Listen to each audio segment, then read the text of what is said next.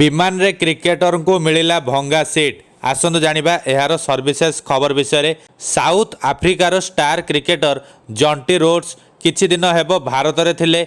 Roads Bharat गस्त समय दिल्ली रु मुंबई यात्रा करने समय तांको सहित घटिथिबा घटना को नहीं से शेयर करिसंती। जंटी दिल्ली रु मुंबई यात्रा को नहीं कहिसंती एही यात्रा समय मते अनेक असुविधार सम्मुखीन हेबाकू पड़ितिला।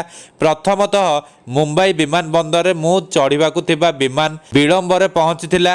अनेक अपेक्षा पर जेतेबेले मु विमान रे चढ़ीथिली खूब असंतोष हो जाइथिली, कारण मते बसिबाकू जो सीट मिलिथिला ताहा भांगी जाइथिला।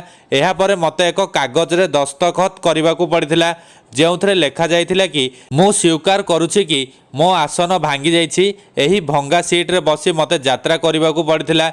मु मोर यात्रा को बातिल भी करि पारि नथिली, कारण मोर अनेक गुडाए जरूरी काम थिला। मुंबई रे पहुंचीबा परे मते केपटाउन पाई पुणी एक विमान धरिबार थिला। एही घटना को गंभीरतार सह नहीं एयरलाइंस क्षमा मागिछि। एथि सहित घटनार जांच आदेश देइछि। एयर इंडिया क्षमा मागी कहिछि आपणक सहित होइतिबा असुविधा पई आमे दुखित। एही असुविधार आमे पूरापूरी जांच करिबु।